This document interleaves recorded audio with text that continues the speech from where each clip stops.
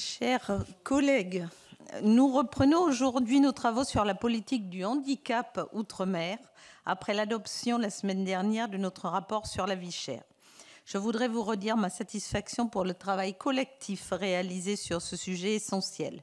Ce rapport a reçu un large écho dans la presse et sur les réseaux. Et je vous annonce que nous auditionnerons le ministre des Outre-mer, Manuel Valls, le 15 mai à 10 h. Nous pouvons sincèrement espérer que les recommandations sénatoriales, qui ont été nombreuses ces derniers temps, nourriront le projet de loi en cours de préparation. Nous abordons donc cet après-midi la thématique du handisport, aux côtés de nos rapporteurs, Audrey Bélim, sénatrice de La Réunion, Annick Petrus, sénatrice de Saint-Martin, et Haklym Eloulis, sénateur du Val-de-Marne. Nous sommes particulièrement heureux d'accueillir 3 personnalités emblématiques dans ce domaine. Monsieur Gaël Rivière, président de la Fédération française handisport. Monsieur Cédric Plaideur, membre élu au comité directeur de la Fédération française de sport adapté, exerçant en Guadeloupe, qui est en visioconférence et à qui j'adresse mes sincères excuses pour le retard occasionné. Madame Mandy François-Élie, triple médaillée paralympique en athlétisme.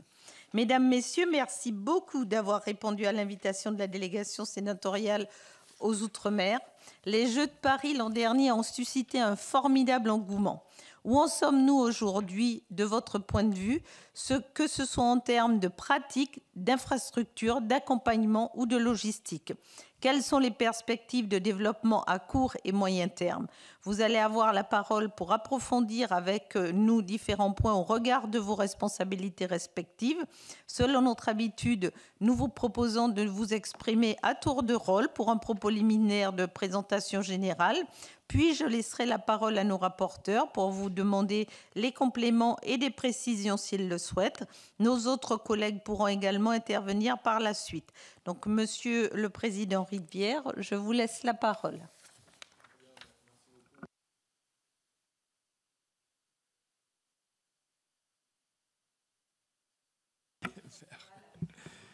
Bonjour Madame la Présidente, Messieurs et Mesdames les sénateurs, Messieurs et Mesdames les rapporteurs. C'est un privilège d'être ici avec vous et je vous remercie de consacrer une séance de vos travaux à ce sujet.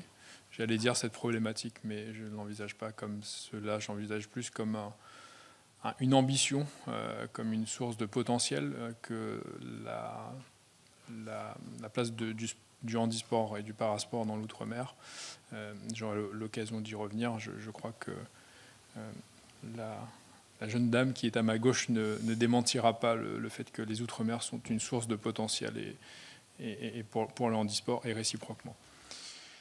Peut-être sans balayer toutes les questions que vous avez bien voulu nous faire parvenir en amont, je me permettrai d'abord de commencer par un petit état des lieux, peut-être avec quelques chiffres sans trop vous assommer par des éléments quantitatifs, mais je pense qu'il est important d'en avoir quelques-uns en tête.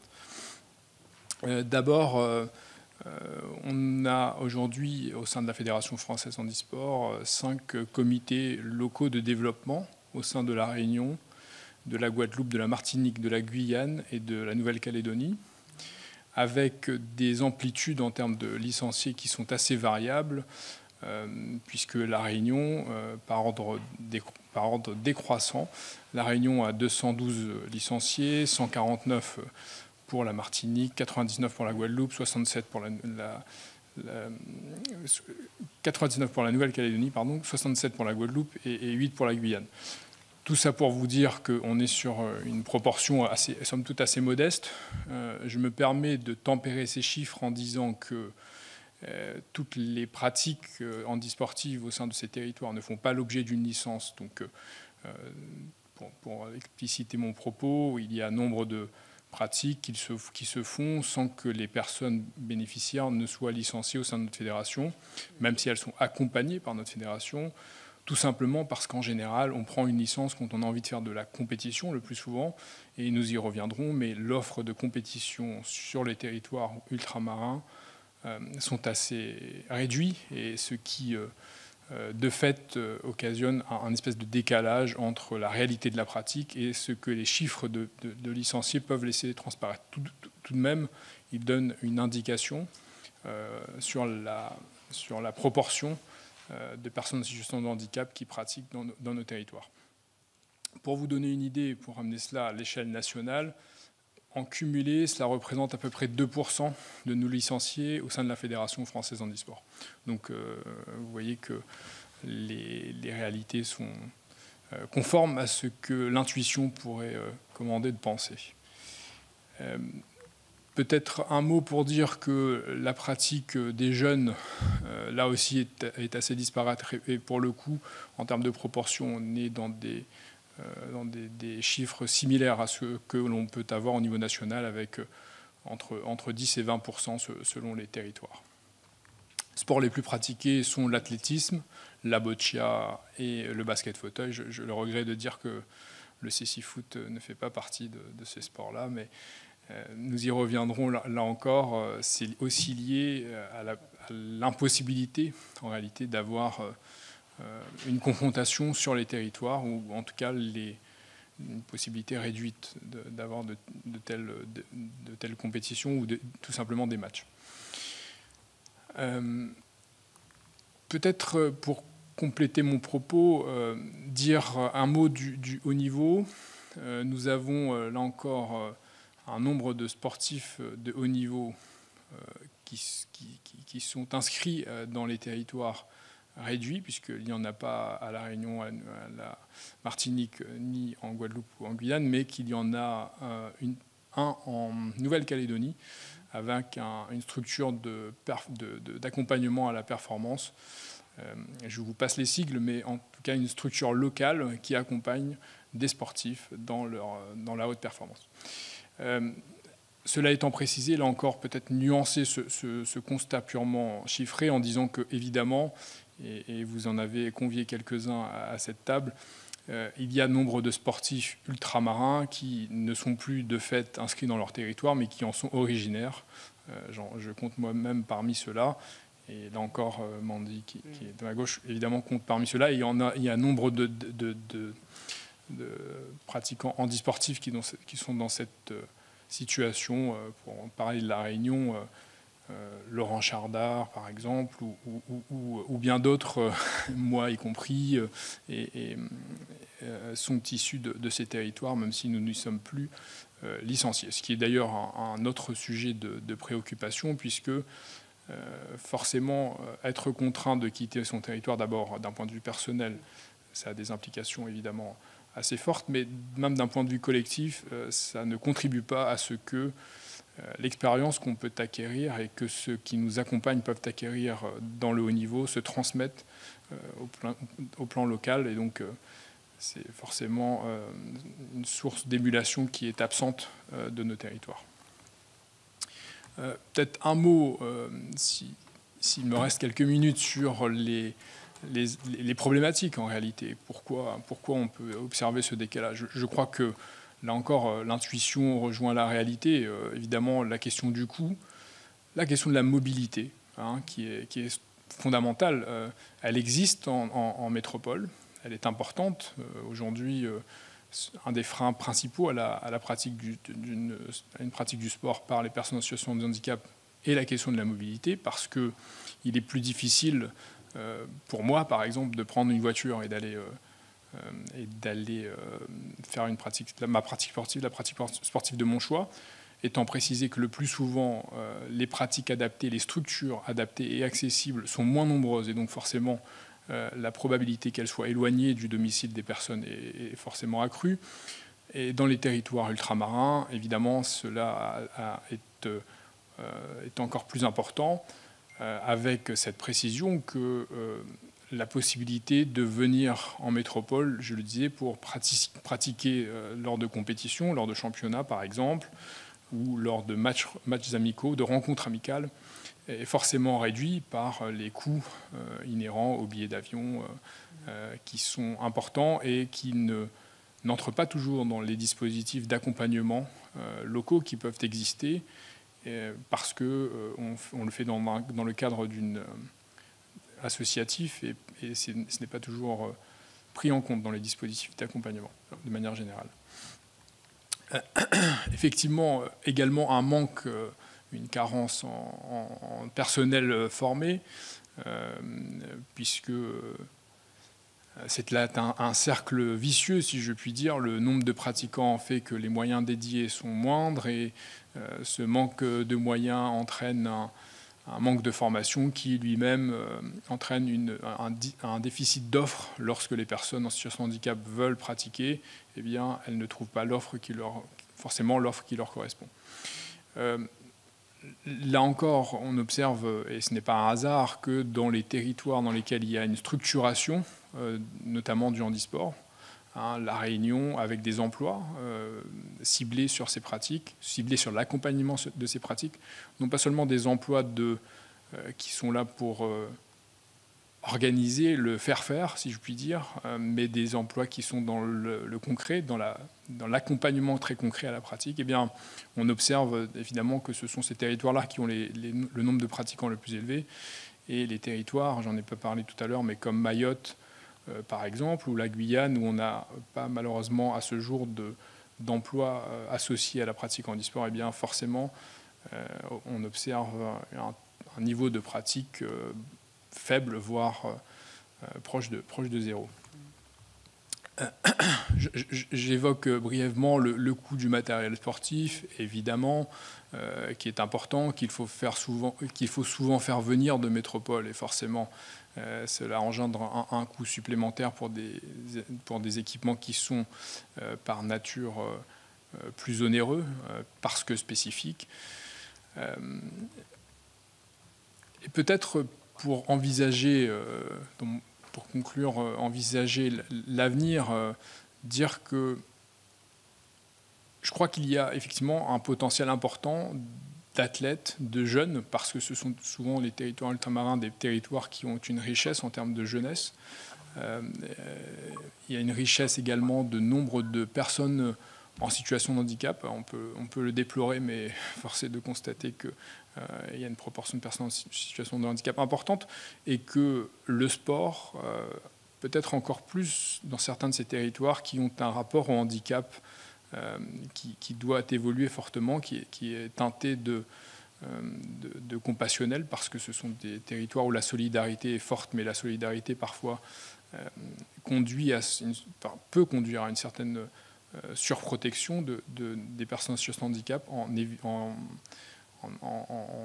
les conduisant parfois à être assignés un peu à domicile. Et donc le sport peut être un moyen d'émancipation. Donc il y aurait une utilité évidemment à développer le handisport, le parasport dans des territoires ultramarins, encore plus qu'en métropole. Et pour cela, je crois qu'il faut tout simplement raisonner en matière de compensation du handicap et de compensation de l'inaccessibilité. Je vais prendre un exemple pour illustrer mon propos.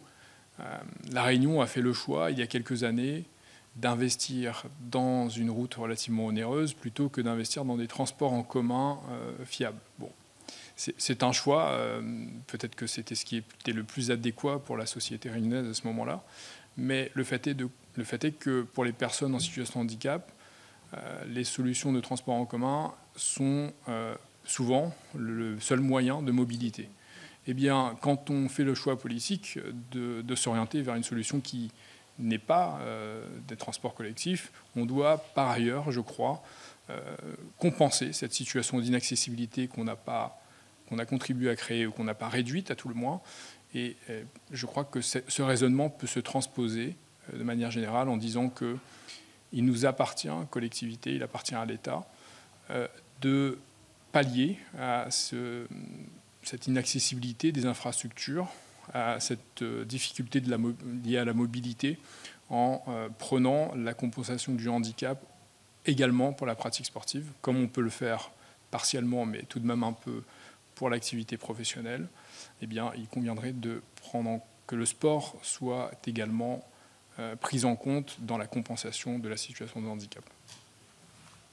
Merci, je vous remercie infiniment pour ce témoignage. Donc, c'est tout l'enjeu de nos travaux, des travaux de la délégation, c'est de valoriser la pratique, enfin la prise en compte, une meilleure prise en compte du handicap à tous les niveaux dans les territoires ultramarins, et le sport, enfin la pratique sportive nous semble aussi un élément important de, comme vous l'avez dit fort justement, de s'intégrer au sein de la société. Alors je rappelle aussi qu'outre votre fonction de président de la Fédération française handisport, vous êtes champion olympique, médaille d'or des Jeux paralympiques de 2024 à Paris. Et c'est aussi nous sommes honorés de vous recevoir à ce titre. Donc je vais passer la parole à monsieur Cédric Plédeur.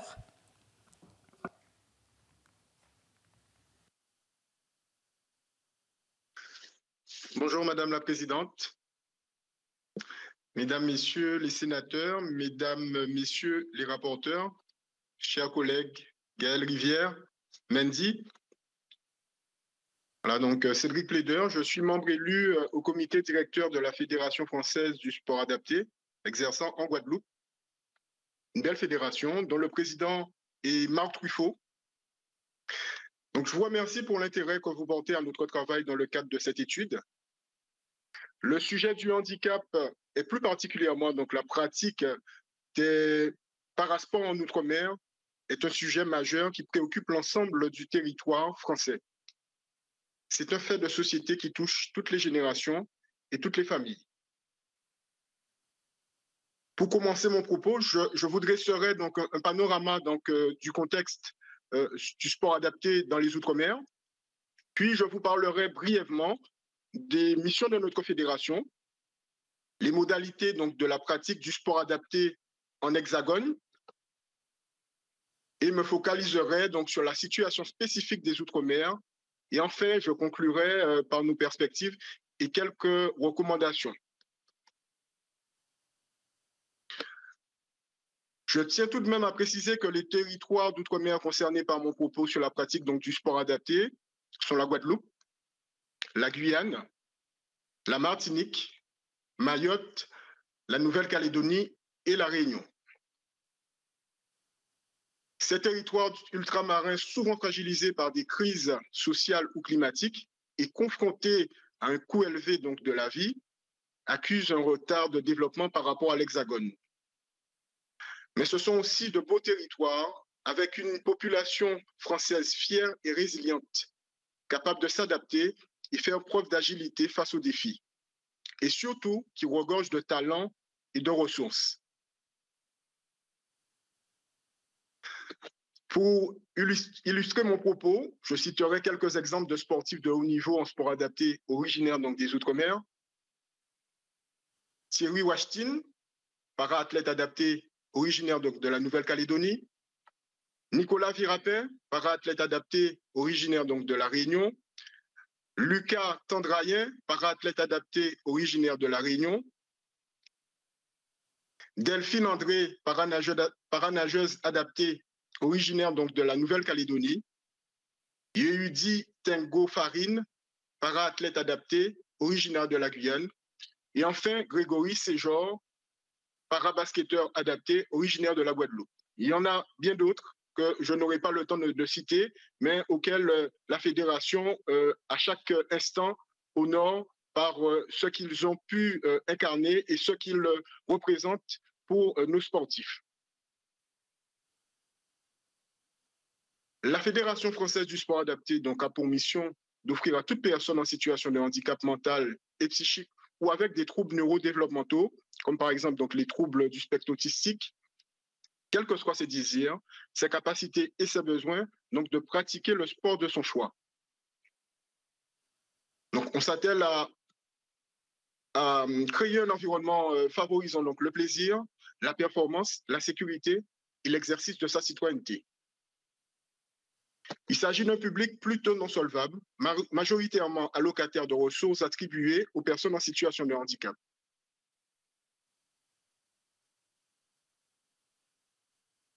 Dans nos modalités de pratique, on retrouve donc le haut niveau avec 8 disciplines reconnues de haut niveau, donc 3 paralympiques. Le programme compétitif avec des classifications AB, BC, CD. Le programme non compétitif qui comprend donc les activités motrices, le sport adapté, le sport santé, pardon, le sport adapté jeune, le sport et autisme et la santé mentale.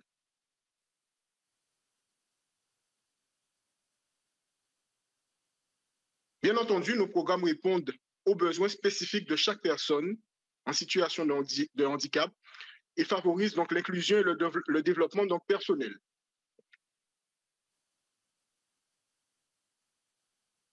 Sur l'ensemble du territoire, ces modalités donc, de pratique sont déclinées à travers donc, les organes déconcentrés de la Fédération française du sport adapté, que sont les ligues, les comités départementaux ou les clubs sportifs. Pour ce qui concerne donc, les clubs sportifs, ce sont les clubs affiliés qui peuvent être ordinaires et recevoir donc, tous les publics. On peut aussi observer donc, des associations sportives d'établissements, donc, qui sont au sein même des établissements sociaux et médico-sociaux, ou des clubs accueillant uniquement le public sport adapté.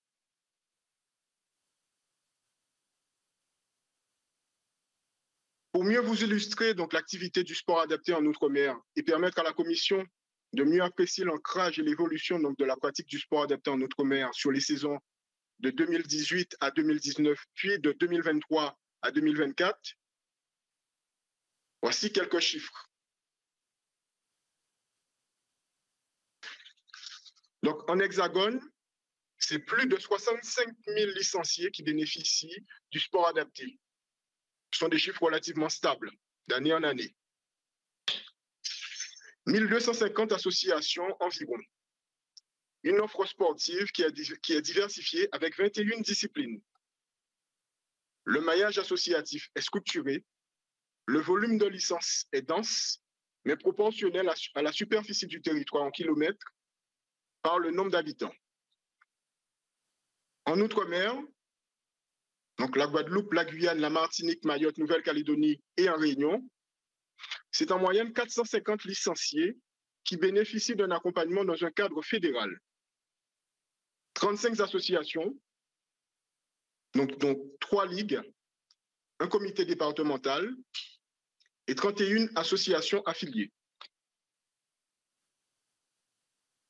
L'offre sportive est limitée avec environ 8 disciplines en moyenne. Concernant les disciplines, donc, on peut noter donc, l'activité motrice pour les personnes lourdement handicapées, la natation, la para-natation adaptée, le para-athlétisme adapté, le para-handball adapté, le basket, le football, le cyclisme, le VTT, les sports de boule et le tennis de table. Donc, bien entendu, j'ai évoqué donc, ces disciplines, mais elles sont toujours adaptées à notre public, d'où le terme para-adapté.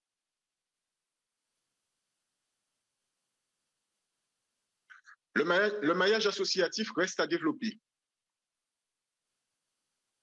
Le volume de licences est relativement faible, même si on tient compte donc de la superficie du territoire en kilomètres carrés par le nombre d'habitants.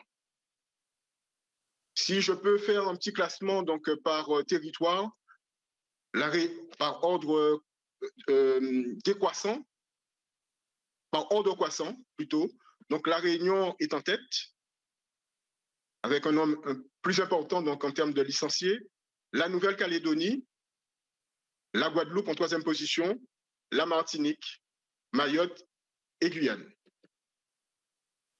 On constate quand même que les chiffres restent relativement donc, similaires. La Réunion, donc, le territoire de la Réunion présente un nombre plus important donc, de licenciés, mais je vous expliquerai un peu plus loin pourquoi effectivement on constate donc ce nombre beaucoup plus développé en Réunion.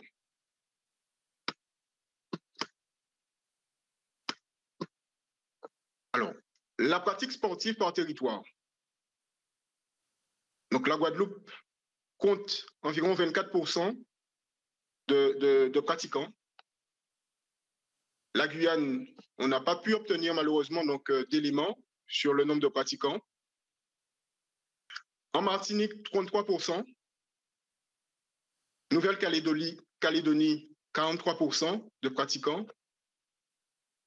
À La Réunion, 33%. Et en Mayotte, on n'a pas pu recenser exactement le nombre de pratiquants pour la pratique sportive féminine.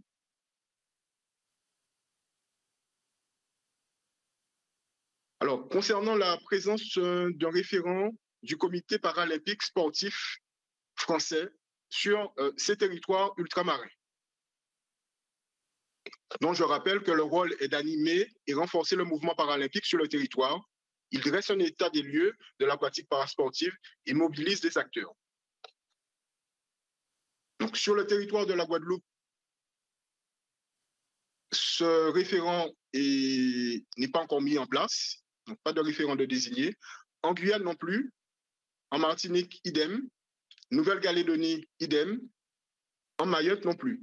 Pour la Réunion, on constate effectivement qu'un référent a été désigné.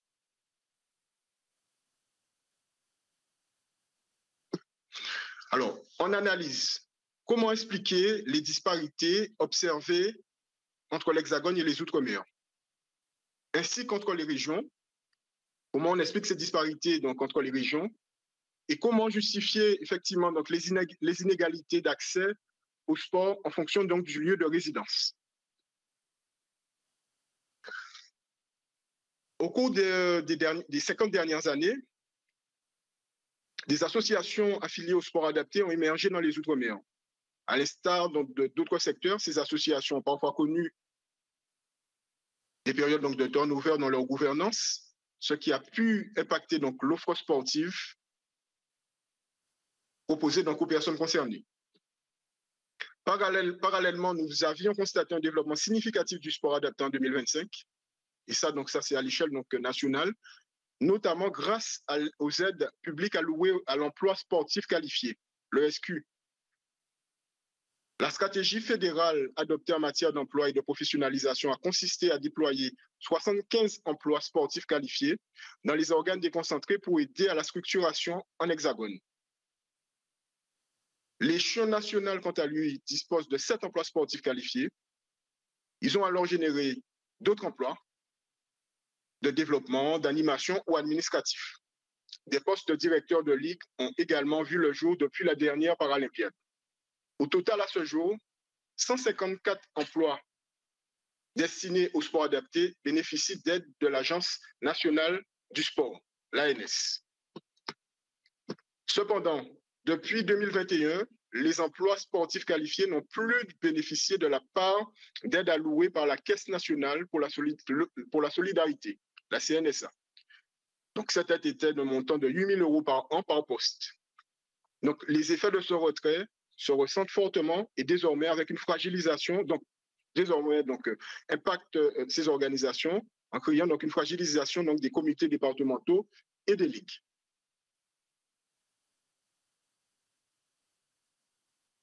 En Outre-mer, le cas du territoire de la Réunion illustre parfaitement cette situation. La Ligue de la Réunion a bénéficié d'un emploi sportif qualifié pendant 15 ans, ce qui a permis de booster le développement du sport adapté à la Réunion. Cependant, la crise sanitaire a entraîné un renouvellement de l'organisation, un turnover et une baisse de l'activité. Parce que cet agent nous a quittés en 2020. À l'instar des autres régions en hexagone, la Réunion bénéficie depuis peu d'un référent CPSF, dont la mission est d'animer et de renforcer le mouvement paralympique sur le territoire.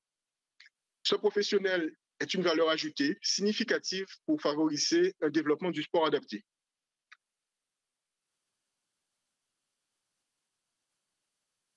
Pour ce qui est de la Nouvelle-Calédonie, l'accès au sport adapté se révèle complexe, principalement en raison d'un maillage associatif lacunaire et d'un déséquilibre territorial frappant.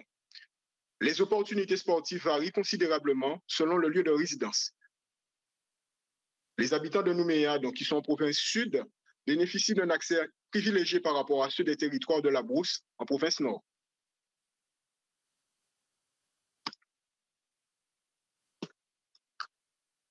Donc, cette disparité s'explique notamment par la concentration des établissements sociaux et médico-sociaux à Nouméa et dans sa périphérie au détriment donc, de la Brousse. Des défis similaires se manifestent en Guyane et en Guadeloupe.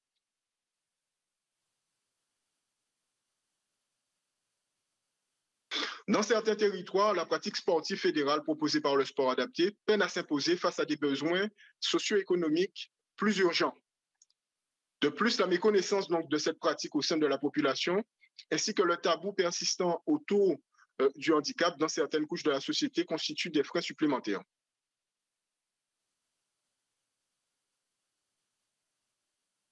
Après le passage donc, du dernier cyclone à Mayotte, nous, ce qu'on observe, hein, et donc après donc, l'échange qu'on a eu effectivement avec les dirigeants d'associations donc, en Mayotte, on note que l'accès au parasport s'est complexifié, puisque la plupart des équipements sportifs ont été durement impactés.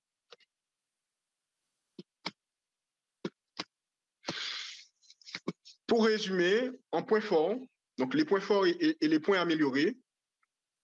En point fort, ce qu'on peut noter pour l'outre-mer, donc des actions de sensibilisation sont mises en place auprès des scolaires afin d'aider à changer leur regard sur le handicap. Les établissements sociaux et médico-sociaux sont enclins à s'ouvrir sur leur environnement. Le maillage associatif est développé à La Réunion avec des clubs répartis sur le territoire. Les Global Games, cet événement sportif international organisé par Virtus à Vichy en juin 2023, a pleinement contribué à vulgariser la pratique du sport adapté et faire évoluer les mentalités. 13 mois avant les JOP, les Jeux olympiques et paralympiques de Paris 2024, les compétitions étaient disponibles donc en direct sur Internet. L'événement a bien été suivi en Outre-mer. La stratégie sport et handicap menée par le gouvernement avant les Jeux olympiques et paralympiques ont connu des retombées plutôt positives dans nos territoires d'outre-mer, puisqu'en allant au contact donc, de la population, nous relevons une meilleure connaissance donc, du handisport, du sport adapté et de la pratique du parasport. La population est mieux informée. Les Jeux olympiques et paralympiques de Paris 2024 ont été un événement marquant en Outre-mer, un bel exemple d'événement inclusif. On souligne une augmentation notable suite au JOP, avec une augmentation donc, des demandes d'affiliation.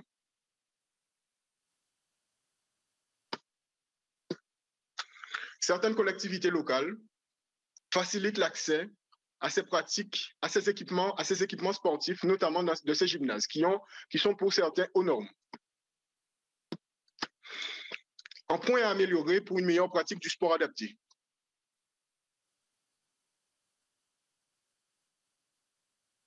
Donc, on relève donc des inégalités d'accès aux équipements sportifs en fonction donc, de son lieu de résidence et des moyens à sa disposition. J'ai pris l'exemple effectivement donc, de la Nouvelle-Calédonie. Absence de chiffres sur le nombre d'éducateurs formés au sport adapté en Outre-mer. Les structures sportives généralistes en Outre-mer sont souvent peu adaptées pour accueillir les sportifs en situation de handicap. Pas de structure référencée en Outre-mer sur le handiguide. Alors, on se posait la question, est-ce un problème technique? Une part de la population méconnaît encore l'existence du sport adapté. Absence de données chiffrées et publiques sur le nombre de personnes en situation de handicap par territoire. La pratique du sport adapté dans un cadre fédéral est compliquée à Mayotte, puisque certains de nos pratiquants demeurent en situation irrégulière. Le coût important donc, du transport aérien entre les régions d'outre-mer et l'Hexagone peut être un obstacle pour participer aux compétitions nationales ou internationales. Les aides financières demeurent insuffisantes. La lourdeur administrative importante que doivent gérer les administrateurs bénévoles. Les associations qui œuvrent pour le sport adapté ne disposent pas toujours de budget de fonctionnement et doivent répondre à chaque année aux appels à projets, ce qui en quelque sorte les fragilise. La conception du handicap peut être parasitée par des croyances culturelles. On n'y peut rien, mais c'est une réalité. le handicap psychique est parfois associé à des forces invisibles, se mêlant magico-religieux. En Nouvelle-Calédonie, par exemple, le risque est de réduire le handicap à un état stationnaire, avec peu de progrès possibles. La pratique sportive peut être perçue par la famille comme un projet non essentiel à la personne.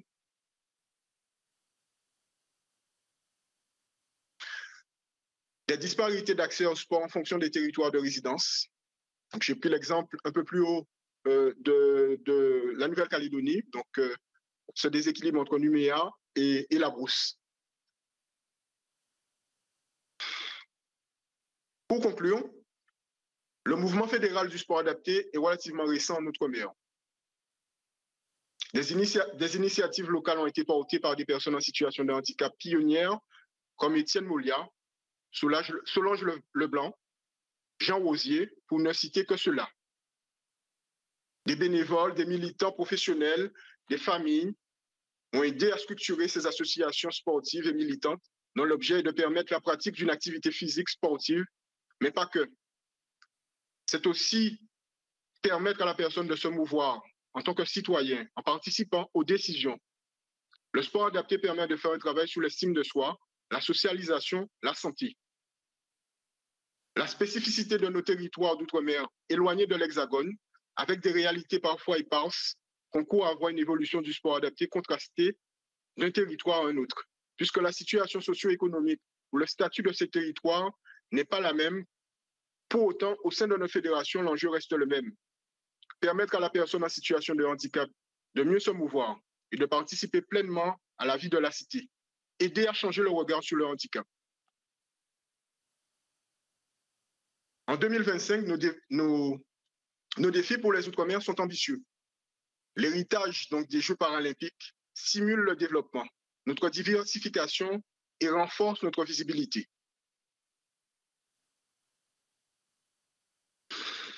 Après cet exposé, je vous propose quelques recommandations pour améliorer la pratique du sport adapté en Outre-mer. Excusez-moi, si vous voulez bien, nous allons entendre Mandy et puis après, les rapporteurs vous poseront les questions et nous ferons dans une deuxième phase les propositions qui seraient intéressantes pour améliorer le développement du sport adapté dans les Outre-mer. Alors, merci. Avant de passer la parole à Mandy François-Élie, donc vous êtes originaire de la Martinique, un pays qui me tient, enfin une île qui me tient particulièrement à cœur. Vous étiez un espoir de l'athlétisme français et brusquement votre vie a basculé parce que vous avez été victime d'un accident cardiovasculaire et cela ne vous a pas... Enfin, vous avez eu la force de passer au-delà et de rebondir et de devenir triple médaillé olympique et nous en sommes fiers. D'ailleurs, vous avez la médaille de chevalier de la Légion d'honneur et vraiment, vous êtes une fierté pour les jeunes ultramarins. Donc, je vais vous laisser la parole pour que vous puissiez nous faire part de votre parcours, mais aussi, et n'hésitez pas, de tout ce qui aurait pu aussi vous aider, vous accompagner encore mieux dans votre pratique et au sein de votre territoire. D'accord. Bonjour.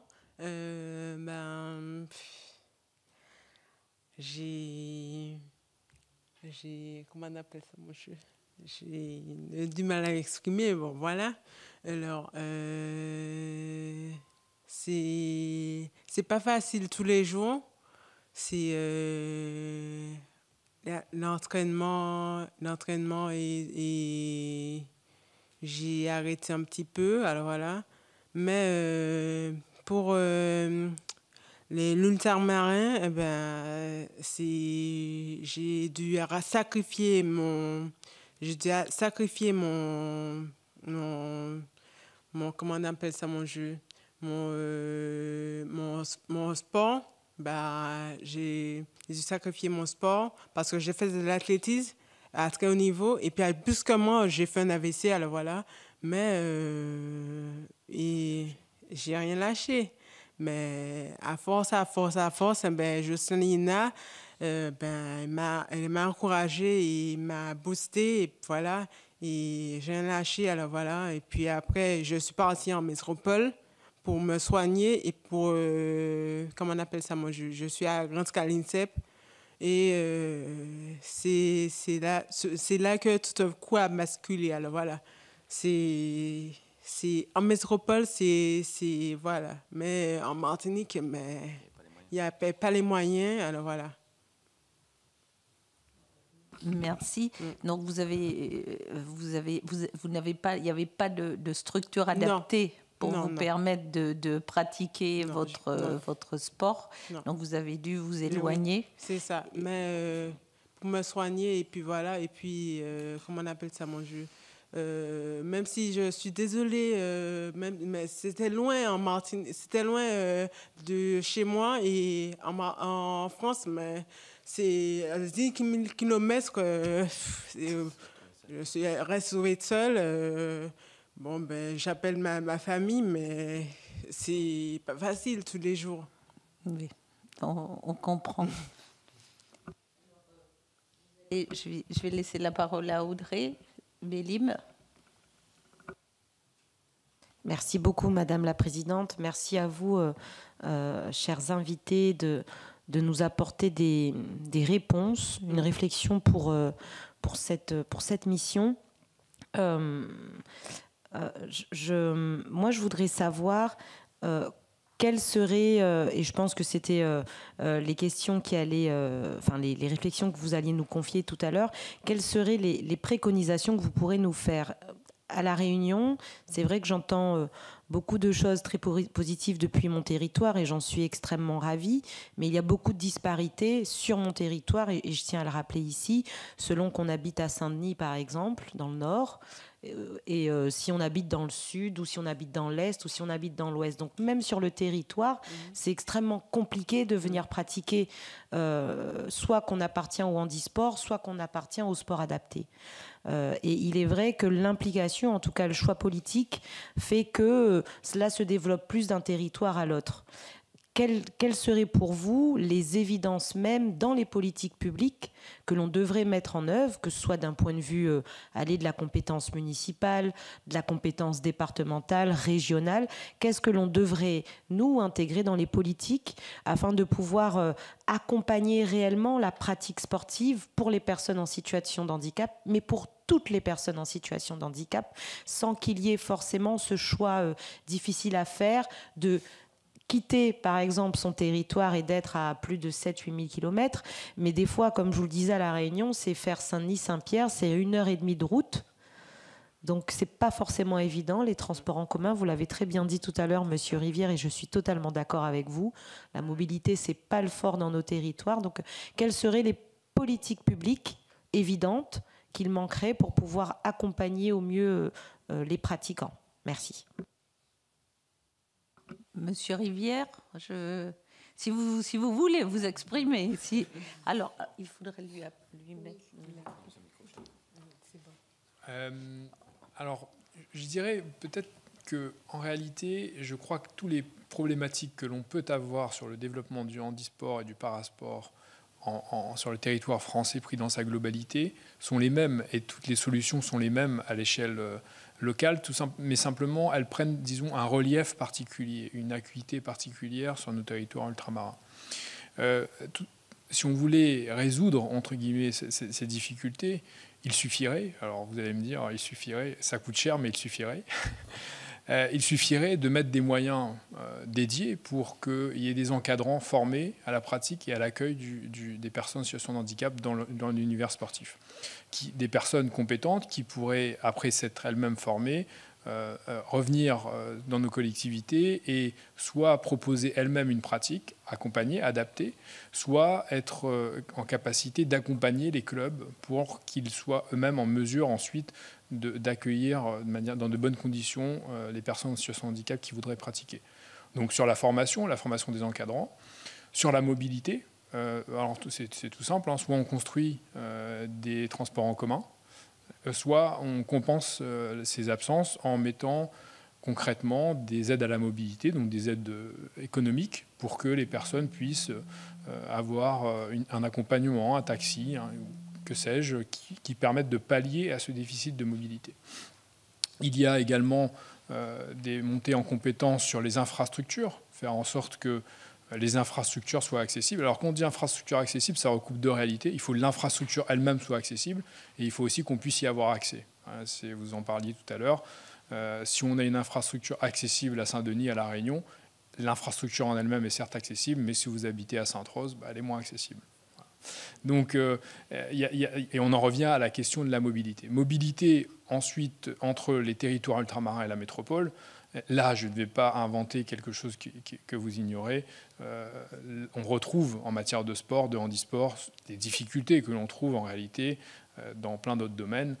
La fuite de nos cerveaux, si je puis dire, qui conduit nos étudiants les plus brillants à aller en métropole, eh bien, on la retrouve en matière de sport parce qu'il y a des horizons, des perspectives qui sont plus importantes sur le territoire métropolitain qu'il n'y en existe à La Réunion. Et d'ailleurs, du reste, parfois, c'est aussi une source d'enrichissement que d'aller ailleurs, voir ailleurs ce qui se passe. Mais disons que c'est mieux quand ce n'est pas contraint, et quand on le fait parce qu'on en a envie et pas parce qu'on le fait parce qu'on le doit. Mais donc, là encore, la question de la mobilité entre les territoires ultramarins, on pense beaucoup à la mobilité de ces territoires vers la métropole, mais on peut imaginer la mobilité entre les territoires ultramarins parce que ça peut permettre d'avoir des compétitions, des lieux de rencontres dédiés qui peuvent favoriser des synergies, des partages de bonnes pratiques. Nous avons, au sein de la Fédération française handisport, il y a 2 ans, fait les Jeux Outre-mer déficients visuels qui ont rencontré un succès important et qui ont, avec l'aide d'un partenaire qui nous a aidé à prendre en charge le coût du transport, le coût des billets. Et on a vu que ça avait des vertus parce qu'il y avait là des personnes qui se rencontraient et qui faisaient face à des problématiques similaires et qui parfois avaient imaginé des solutions pour pallier à ces difficultés. Et puis, je dirais, mais on en a parlé tout à l'heure, le chemin est bien entamé, mais il faut le poursuivre, le changement des mentalités, parce que mon collègue de la Fédération de sport adapté l'évoquait, il y a parfois des réticences dans nos territoires, une incapacité à envisager la personne en situation de handicap comme étant douée de capacités physiques et parfois de capacités physiques importantes dans une logique sportive, donc une incapacité dans l'imaginaire collectif même à penser la personne en situation de handicap dans une situation de sportive.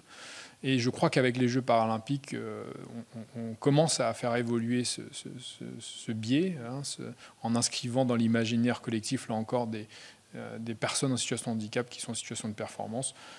Mandy a fait ça malgré elle, peut-être, en tout cas de manière peut-être inconsciente, mais elle a fait sans doute évoluer les regards sur son territoire. On a des sportifs de haut niveau handisport qui sont régulièrement reconnus sur leur territoire comme étant les sportifs de l'année, en concurrence avec des sportifs qui n'ont pas de situation de handicap. Donc c'est le signe que cela évolue, mais il faut que ça évolue non pas seulement sur la haute performance, mais qu'on puisse aussi s'imaginer, quand on est une personne en situation de handicap sur un territoire ultramarin, soi-même pratiquer pour son loisir. Et parfois, eh bien, on peut voir à la télé quelqu'un faire des performances extraordinaires. On peut voir Mandy courir le 100 mètres ou le 200 mètres très très vite en dépit de son handicap et se dire, quand on est soi-même en situation de handicap, c'est pas pour moi. Elle a des aptitudes que je n'ai pas. Donc il peut avoir un effet inhibiteur, si je puis dire, à ne voir que la haute performance. Et donc on doit aussi développer sur ces territoires, montrer les personnes en situation de handicap qui pratiquent, mais qui pratiquent aussi pour le plaisir, pour le loisir,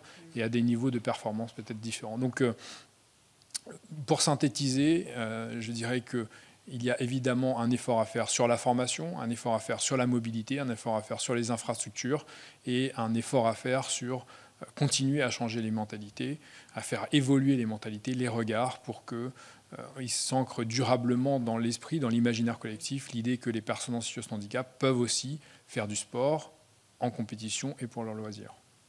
Merci. Monsieur Plaideur.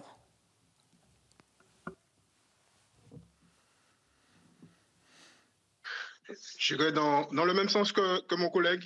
Effectivement, donc il y a Il y a un effort à faire sur la question de l'information.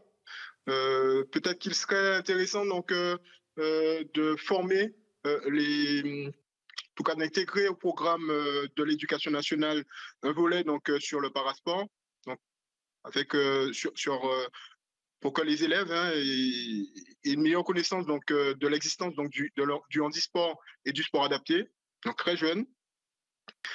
Former également donc les enseignants, et donc au niveau donc des mairies, former les animateurs et puis le personnel encadrant. Donc là j'entends donc je parle donc des ATSEM.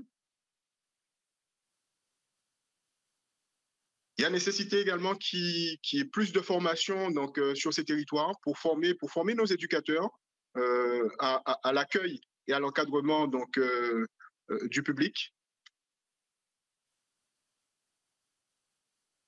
Toujours sur le volet formation, il serait intéressant donc de former les travailleurs sociaux.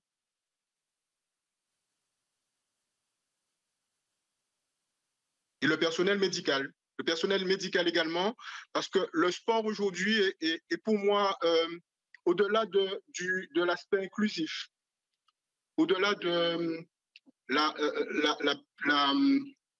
l'enjeu donc de permettre aux personnes de s'inclure, de trouver une place dans la société, mais c'est aussi un enjeu donc de santé. Donc, si on pouvait effectivement donc permettre aux professionnels donc du sanitaire, donc les médecins, les infirmiers, d'avoir une formation donc sur le parasport, je trouve que cela pourrait donc permettre, en tout cas faciliter les choses.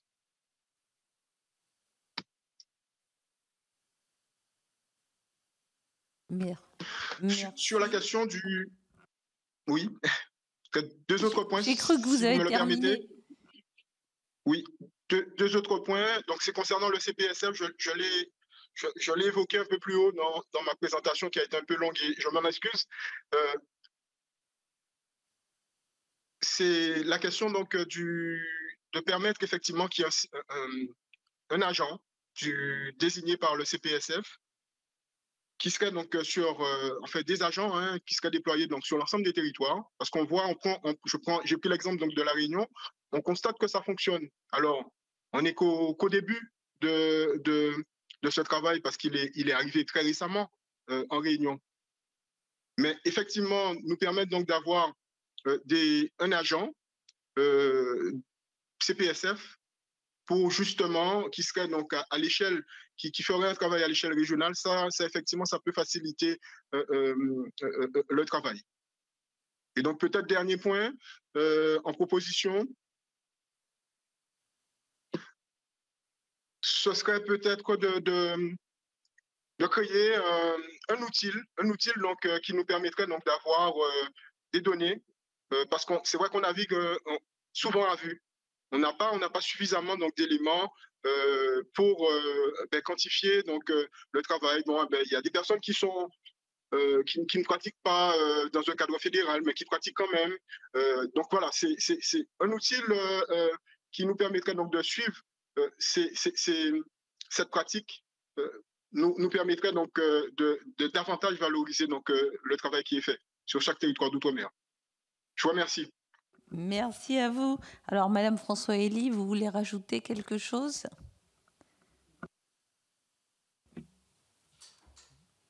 Oui, bien. Merci, non, c'est pas merci, c'est la Martinique et la Guadeloupe et puis les Antilles, enfin toutes les Antillais, faites bouger les choses parce que là, vraiment, je sais pas, mais faites remonter, je sais pas, mais... Voilà, nous y travaillons. Oui. Et votre expérience aussi, vous retournez quand même en Martinique de temps en temps. De temps en temps. Pour faire part de votre expérience, pour animer des stages, par exemple. C'est ça. Et voilà, ça c'est vraiment très bien. Je vais laisser la parole à Annick Petrus. Ah, ok. Pardon. Mais oui, mais et après, les encadrants et puis les stages et puis les trucs, comment on appelle ça, les stades et puis les trucs, mais ils sont pas encadrés. Alors, je sais pas. euh, mhm.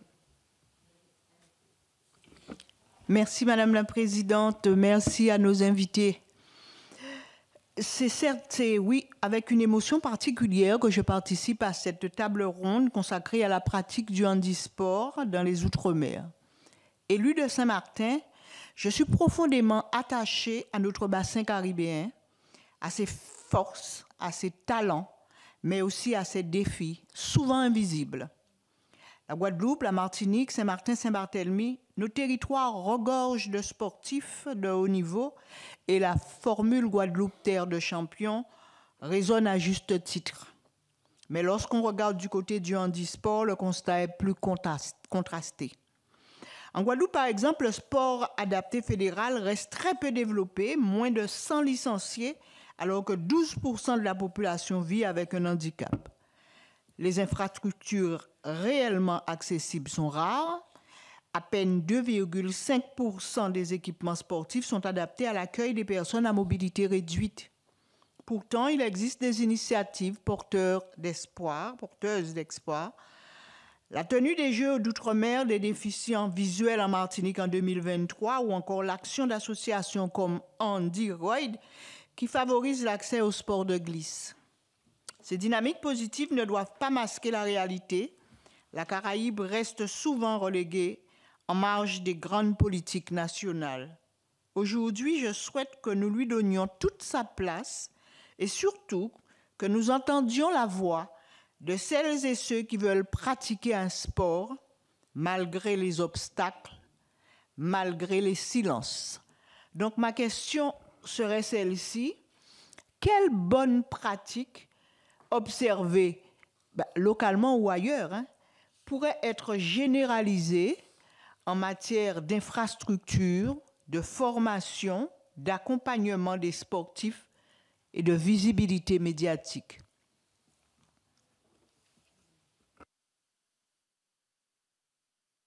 Monsieur Rivière. Alors, je veux bien me risquer à le micro. Non, je crois que la bonne pratique est celle que je rejoins en cela mon collègue, au-delà du cas du référent du CPSF en particulier. Je crois que en réalité, là où ça marche bien, les territoires où il y a les territoires ultramarins où on voit un développement un peu plus important que dans les autres, c'est des territoires où on a au moins un ou deux personnels qualifiés qui font à plein temps du développement de la pratique handisport ou de la pratique de sport adapté. C'est-à-dire, à un moment, il n'y a pas de secret. Quand on veut combler un retard, il faut investir pour combler ce retard et investir dans la compétence et dans la connaissance humaine. Je crois que c'est un préalable important parce qu'il faut une interface dédiée, une interface humaine dédiée, qui soit capable d'apporter son expérience, de faire pratiquer. Moi, je tiens beaucoup à ça parce qu'on en a beaucoup des managers de managers, mais on a aussi besoin d'opérationnels. C'est utile parfois, parce que si on n'a rien à manager, eh bien, on fait du néant. Et donc, moi, je suis très attaché à l'idée qu'il faut qu'il y ait des gens qui sont en capacité de faire pratiquer et de justement créer les conditions d'un accroissement de la pratique, en accompagnant les structures ordinaires et en étant aussi au soutien des structures spécialisées. Donc, moi, je crois beaucoup en cela. Il faut investir dans l'humain parce que ce sont ces personnes qui vont ensuite peut-être aller pouvoir dialoguer avec les collectivités locales, être attentives lorsqu'il y a la construction d'une nouvelle infrastructure, à alerter ces collectivités en leur disant eh bien, il ne faut plus qu'il y ait d'infrastructures qui ne soient pas accessibles, être capable de dialoguer avec les collectivités locales pour leur dire écoutez, là on a une compétition nationale, on aimerait amener quelques jeunes, est-ce que vous pouvez nous accompagner, etc., etc. Donc je crois qu'il faut avant tout investir dans l'humain. Ce n'est pas suffisant, évidemment, mais c'est un pas nécessaire, je crois, si on veut progresser en termes de pratiques handisportives et de sport adapté sur nos territoires. Merci. Monsieur Plaideur.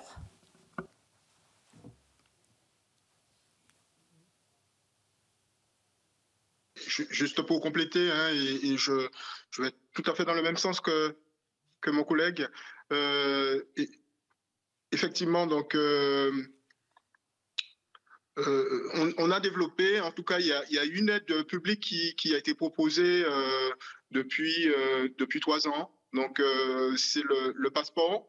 Le passeport. Et ce dispositif, j'ai trouvé que ce dispositif était très intéressant en soi parce que l'idée était de permettre effectivement aux personnes qui sont désireuses de pratiquer une activité physique ou sportive, de bénéficier d'une aide pour la prise de la licence.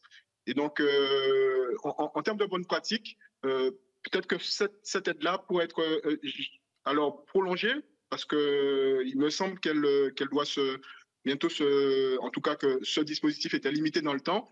Donc, poursuivre ce type de dispositif en Outre-mer pour effectivement faciliter la pratique et peut-être davantage communiquer sur ce type de dispositif.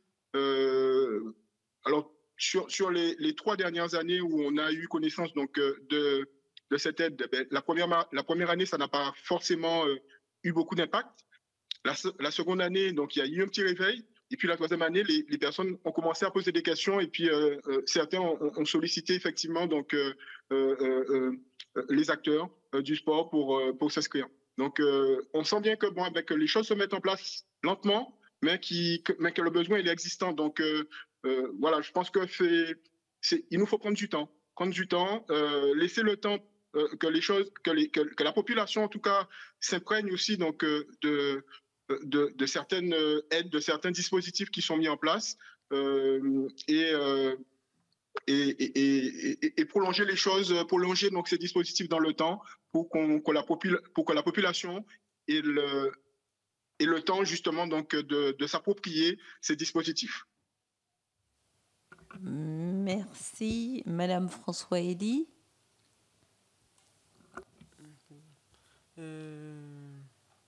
Je rejoins ton collègue et je rejoins Gaël, voilà. Et c'est la même chose pour moi, alors voilà. Merci. Alors, Aklim Elouli. Merci Madame la Présidente, merci à nos invités. Alors effectivement les chiffres sont ce qu'ils sont. Je vais essayer de ne pas reprendre tout ce qui a été dit parce que c'était effectivement riche et intéressant. Mais par contre, moi j'ai constaté, puisqu'on parlait de l'effet Jeux Olympiques, qu'effectivement sur l'effet Jeux Olympiques, sur 237 athlètes paralympiques, seulement 14 proviennent effectivement des Antilles, du Pacifique, de la Réunion, c'est-à-dire ça fait 5,91% des sportifs. À titre de comparaison, au JO, ils étaient 76 sur 621 athlètes provenant des territoires ultramarins, soit 12,24% des sportifs. Donc on a plus de moitié moins de sportifs. Alors ils se répartissent aussi comme ça. Ce qui était drôle, c'est-à-dire qu'on voit bien quand il y a du volontarisme, parce qu'il y en a 4 en para-athlétisme qui proviennent de la Nouvelle-Calédonie, donc 3 et 1 de Wallis et Futuna. Il y en a un en para-développé couché qui est guadeloupéen. Et par contre, les 9 autres athlètes, parce que je dis qu'ils viennent, mais ils sont originaires, les 9 autres athlètes s'entraînent dans des clubs comme justement Gaël Rivière et d'autres métropolitains. Donc là, c'est aussi une réalité, comme on parlait de l'effet Jeux Olympiques. Et donc ma question, comme j'ai vu aussi les choses, c'est effectivement aujourd'hui, on constate aussi une faible proportion de femmes dans la pratique du handisport et du sport adapté. Donc, quelles seraient, d'après vous, les raisons ? Ensuite, moi j'ai regardé, justement, j'ai sorti les tarifs des licences et à l'hiver du handisport, qui sont effectivement des prix très abordables, sauf que quand on regarde par rapport au coût de la vie moyen en France à 23 000 €, on arrive à 19 000 en Martinique, 17 000 à La Réunion, 10 000 en Guyane, 15 000 en Guadeloupe et 3 140 € par an à Mayotte. Donc ça, c'est aussi... Est-ce que vous pensez qu'effectivement, aujourd'hui, il faudrait réétudier effectivement soit une tarification adaptée, les licences, ou revoir ça? Donc c'est comment faire en sorte en fait que le coût élevé de la vie en Outre-mer ne viennent pas compromettre la pratique sportive des personnes en situation de handicap. Et mon autre question, puisque vous avez dit il faudrait, dans les préconisations, j'ai une question à vous poser, parce qu'effectivement, on n'a pas parlé de sport à l'école, même si on l'a abordé. Est-ce que la FFH et la FSA, elles ont entamé des actions dans les établissements scolaires en Outre-mer pour faire découvrir et promouvoir la pratique, justement, du sport adapté chez les jeunes et les moins jeunes? Et donc, et l'autre élément, mais il y en a tellement des questions, c'est... comment vous pouvez améliorer donc l'accessibilité aux stades et aux autres infrastructures sportives? Merci. Monsieur Rivière. Alors, je vais essayer de ne pas oublier de questions. Bon, sur la pratique des femmes, c'est effectivement un axe prioritaire national, hein, en réalité. Pas fait les calculs, mais je crois que les proportions sont similaires. On a un déficit de pratiquantes féminines. Je crois que, et là il faudrait mener des études plus profondes, mais je pense que pour les femmes, il y a un déficit de capacité encore plus importante à se projeter, hein, évidemment, dans une pratique sportive. Là, on en revient à des freins culturels, à l'imaginaire collectif, comme je l'appelais tout à l'heure, c'est-à-dire que forcément, alors même qu'on a, si on peut s'en réjouir d'ailleurs, les images féminines, enfin les images d'athlètes parasportives sont, auprès du grand public, les plus connues sont souvent des femmes, hein. On a Marie Baucher, Marie-Amélie Le Fur, Mandy, qui est également très connue, Antonin, hein, qui sont des images fortes, qui portent un message et qui va souvent au-delà de leur discipline sportive. Et donc, peut-être encore plus que pour les personnes valides. Donc, on arrive quand même à avoir des représentations médiatiques fortes de femmes en situation de handicap qui sont pratiquantes d'un handisport. Mais pour autant, et peut-être que là, il faut encore une fois laisser du temps au temps, laisser cela mûrir dans la société. Mais effectivement, on a du mal à avoir une vraie croissance de nos pratiquantes féminines. Voilà, je pense que là encore, ça tient à des freins essentiellement, à mon avis, culturels. Sur l'école, je dirais que nos actions dans les écoles sont de deux sortes. Il y a des actions qu'on fait très bien, qui sont très nombreuses, qui consistent à sensibiliser le grand public, et en particulier les jeunes, au handicap. Ça va passer par des actions dans les écoles, avec les enfants qui eux-mêmes ne sont pas porteurs de handicap, et qui visent à les mettre en situation de handicap, ou en tout cas à les faire côtoyer le handicap dans un contexte sportif, ce qui permet, là encore, de faire changer les regards en profondeur, parce que le sport est un prétexte assez intéressant pour parler de situation de handicap, ou en tout cas d'en parler sans vraiment en parler, si je puis dire. Et donc, auprès des jeunes, ce sont des dispositifs qui marchent bien, qui sont relativement efficaces et qui sont, je crois, assez répandus sur nos territoires, nationalement, et dans nos territoires ultramarins aussi, également. En revanche, il y a une action qui est plus difficile à mener parce qu'il faut une coordination avec l'éducation nationale, et je ne veux pas manquer de diplomatie à l'égard de l'éducation nationale, mais pas toujours évident d'entamer des discussions à courte échéance avec cette noble institution qui bouge à un rythme qui est le sien. Et donc, on a du mal à intervenir pendant les cours d'éducation physique et sportive pour faciliter la pratique du sport dans le milieu scolaire par les personnes en situation de handicap. Souvent, c'est un peu moins vrai, ça tend à se réduire, mais souvent ce sont des personnes dispensées de pratiques sportives. Et forcément, nos fédérations, pour peu qu'elles aient, j'en reviens à là, les moyens sur les territoires, les compétences, les moyens humains d'accompagner efficacement leurs collègues de l'éducation sportive, l'éducation physique et sportive, on pourrait imaginer des collaborations pour faciliter la pratique sportive en milieu scolaire des personnes en situation de handicap. Mais vous avez sans doute dans cette enceinte eu l'occasion de discuter des avantages et des difficultés auxquelles fait face l'école inclusive. elles ont un relief, là encore, très très particulier en matière sportive, parce qu'il faut former efficacement les professeurs pour qu'ils puissent faire pratiquer. Et souvent, on se rend compte qu'il faut aussi former les personnes qui accompagnent les personnes en situation de handicap, parce qu'un professeur aura peut-être un peu de difficulté à accompagner son groupe, plus la personne en situation de handicap, dans le cadre d'une pratique scolaire. Donc, les sensibilisations, les actions en milieu scolaire existent, mais elles n'existent pas encore, à mon sens, suffisamment dans une perspective de pratique pour les personnes en situation de handicap. Et j'en finirai par là, c'est essentiel parce qu'aujourd'hui, avec l'école inclusive, on a beaucoup plus de personnes en situation de handicap, d'enfants et de jeunes adultes, qui ne sont plus dans des établissements spécialisés. Et donc, on a plus de mal, nous, institutions spécialisées, nous, fédérations sportives spécialisées, à toucher, à rencontrer, à côtoyer, parce qu'on ne sait pas où elles se trouvent en réalité. Elles sont dans une école, à côté de chez elles, dans une école ordinaire, et donc on n'a pas de moyens en réalité. Il n'y a pas un annuaire, fort heureusement, mais là encore, c'est un axe d'amélioration. On pourrait imaginer des collaborations plus fortes sur les territoires entre les MDPH et les fédérations sportives spécifiques, comme la nôtre ou comme celle de sport adapté, pour qu'on puisse être en contact, ou en tout cas qu'on puisse être proposé aux personnes en situation de handicap, recensées, référencées par ces maisons départementales des personnes en situation de handicap, pour qu'elles puissent avoir connaissance de l'offre sportive.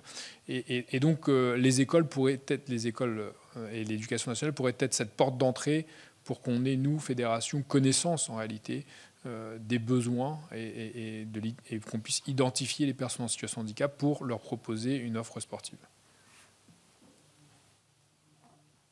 Monsieur Plaider. Le constat que vient de poser et la proposition donc, de mon collègue Gaël est vraiment évocatrice donc, de ce que je pensais. Donc, je n'ai pas grand-chose à rajouter. Merci. Madame Françoise Elie, vous n'avez rien à rajouter? Voilà. Tu as tout dit, alors voilà. Hein. Merci. Alors, parmi les collègues, est-ce que vous souhaitez intervenir, Marie-Laure Finera-Hort? J'avais une question, effectivement, mais M. Rivière vient d'y répondre. Oui, parce que c'est vrai, on parle d'infrastructures, etc., mais est-ce qu'il n'y a pas un moyen au niveau de la simplification administrative pour les parents qui ont des enfants handicapés, qui ont quand même des possibilités? Et en fait, comme il vient de le dire, il a proposé la MDPH, et c'est vrai. Et ça, je n'y avais pas pensé. Mais c'est vrai qu'on pense à tous ceux qui sont déjà déclarés champions, vice-champions, mais il y a les autres qui arrivent. Et il faut les recenser, comme l'a dit M. Rivière. Donc, M. Rivière, je n'ai pas eu à poser la question parce que vous avez répondu. Merci, Présidente. Guillaume Chevrolier, pas d'intervention. Alors, j'aurais deux petites questions. Notamment, on a parlé de la distance, de l'éloignement. Il existe une allocation adulte handicapé, mais est-ce que les sportifs de haut niveau bénéficient d'une aide spécifique à la pratique de leur activité, puisque vous avez besoin, pour certains ont besoin de matériel adapté, de matériel qui évolue aussi en fonction de l'âge, en fonction de la montée en compétences, et parallèlement aussi, lorsque vous êtes obligé de partir comme madame pour s'entraîner et pratiquer, est-ce que vous avez des aides spécifiques parce que les familles n'ont pas forcément peut-être les moyens aussi de subvenir à ce changement imprévu dans la vie?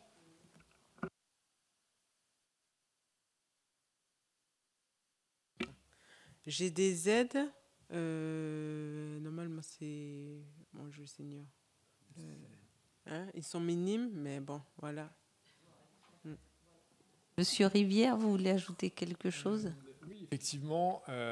Alors, ça me permet de répondre à une question à laquelle je n'ai pas répondu tout à l'heure sur le prix de la licence, qui est de 16 € aujourd'hui en ce moment à la Fédération française du sport. Et donc, c'est un prix suffisamment bas, même si, évidemment, il y a des complexités. Mais je ne crois pas que ce soit ce prix d'accès qui soit rédhibitoire. Je crois que les freins, là encore, viennent quand vous êtes en situation de handicap à La Réunion, par exemple. Vous êtes plutôt inquiet de savoir comment vous allez vous rendre sur le lieu de pratique. Est-ce que vous allez pouvoir trouver un tonton, une tati pour vous amener?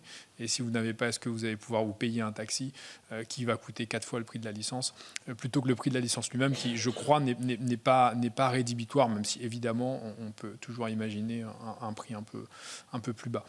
Sur les aides, alors, je dois dire que nos territoires ultramarins sont plutôt des bons élèves, je crois, parce qu'ils continuent à accompagner les athlètes qui sont originaires de ces territoires, même quand ils ne sont plus licenciés dans ces territoires. Et pour avoir connu cette expérience, par exemple, moi je suis originaire de La Réunion, et donc j'ai, au long de mon parcours, continué à bénéficier des bourses liées à mon statut de sportif de haut niveau, quand j'étais en métropole et quand je n'étais pas en activité professionnelle, mais donc à un moment où cela m'était utile, je bénéficiais de bourses régionales, alors même que je n'avais plus de lien autre qu'affectifs et familiaux avec mon territoire. Et à titre de comparaison, je vis aujourd'hui en Île-de-France et dans le 92, par exemple. Eh bien, autant vous dire que je n'ai pas encore reçu de bourse particulière du 92, ou du 93 d'ailleurs, là où lieu de mon club. Donc, tout ça pour dire qu'on est plutôt, je crois, accompagné. Évidemment, ça reste, quand on met ça en rapport avec le coût que ça peut représenter de vivre en métropole quand on n'a pas de lien d'attache familiale, d'essayer de rentrer chez soi une fois par an. Voilà. La Réunion, par exemple, a un dispositif qui permet aux sportifs de rentrer chez lui une fois par an, avec un billet d'avion qui est pris en charge. Et donc, il existe des choses, il faut le dire, même si, évidemment, si on met ça en rapport avec les coûts que ça peut engendrer, une pratique de sportif de niveau, ça ne permet pas de tout couvrir. Mais je pense vous pouvez vous honorer, vous élus de territoire et vos collègues, d'un accompagnement et qui est, là encore, qui est disparate selon le territoire. Évidemment, je ne vais pas rentrer dans le détail de tout ce qui existe sur les territoires ultramarins, mais il existe des dispositifs et je crois qu'on peut dire qu'il existe un soutien. En tout cas, lorsqu'on est déjà dans le haut niveau. Peut-être que c'est l'accès à ce haut niveau qui est plus difficile, mais en tout cas, quand on y est, il existe un accompagnement. Merci. Monsieur Plaideur, vous voulez ajouter quelque chose? Oui, juste 2 mots pour effectivement confirmer que les institutions proposent et accompagnent les associations en ce sens. Des dispositifs existent, notamment donc le FEBEX pour aider effectivement à réduire le coût des déplacements. Les collectivités territoriales aussi répondent assez souvent favorablement aux acteurs du sport adapté sur des projets donc de compétition.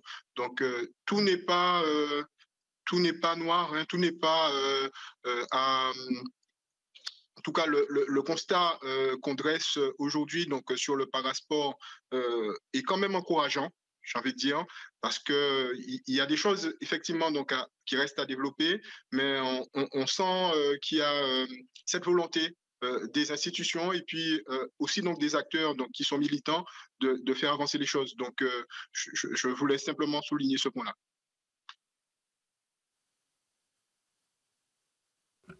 Merci beaucoup. Juste avant de clôturer cette audition, le sport dans les écoles type UNSS, pensez-vous qu'il serait intéressant de développer un peu sous la forme sport UNSS, mais du parasport ou du handisport pour inciter un peu plus les jeunes, les élèves à intégrer un parcours sportif?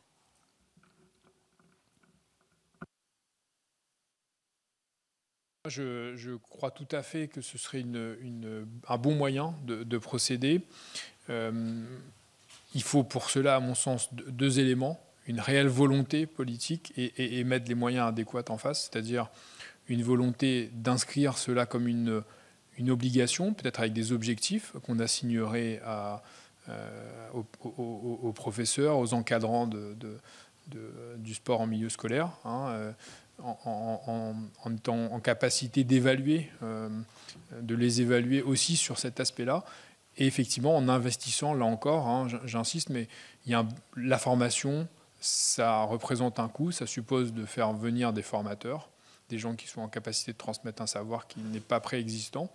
Et ça suppose aussi de prendre en charge le coût de cette formation pour les personnes. Donc voilà, je crois que c'est une solution qui pourrait être porteuse, mais qu'il faut qu'elle s'accompagne d'une volonté et d'un aspect, je dirais, contraignant en réalité, où on met en place une politique en se disant qu'on veut être évalué, sur les résultats que cette politique produirait, ce qui, je crois, inciterait peut-être ceux qui... Ce que je veux dire par là, c'est que souvent on va se dire, bon, vous avez dans votre lettre de mission, vous professeur de PS, vous encadrant, d'accompagner le parasport. Bon, c'est une des lignes de votre lettre de mission. Mais si ce n'est pas accompagné d'une forte volonté, avec une évaluation sur ces éléments, peut-être que si c'est la 15e ligne de la lettre de mission, la personne va s'attacher à bien remplir les 14 autres et le temps lui manquant, oublier de remplir celle-là. Et donc j'insiste sur cet élément parce que je pense qu'il faut passer des déclarations d'intention à des choses plus concrètes, et ce qui suppose des investissements humains, financiers, et qui suppose aussi un suivi et une vraie volonté politique dans le suivi de ces indicateurs qu'on pourrait mettre en place. Merci. Je crois que nous pourrons conclure sur ces mots. Vous représentez l'espoir, vous représentez aussi, vous êtes des exemples pour les territoires ultramarins que malgré les difficultés liées à un handicap, on peut les surpasser, aller loin, mais qu'il reste encore du chemin à faire au niveau des territoires ultramarins pour permettre à toutes les pépites, on va dire, de pouvoir monter en compétences et montrer encore une fois de plus, comme l'a dit notre collègue Akli Melouli, on a quand même beaucoup peu qui participent aux Jeux paralympiques. Donc, nous émettons aussi l'espoir que lors des prochains Jeux paralympiques, nous pourrons avoir encore plus d'athlètes des territoires ultramarins. Donc, changer les mentalités. La mobilité, nous avons bien entendu qu'il y a un vrai souci de mobilité et d'accessibilité aux infrastructures, et aussi la formation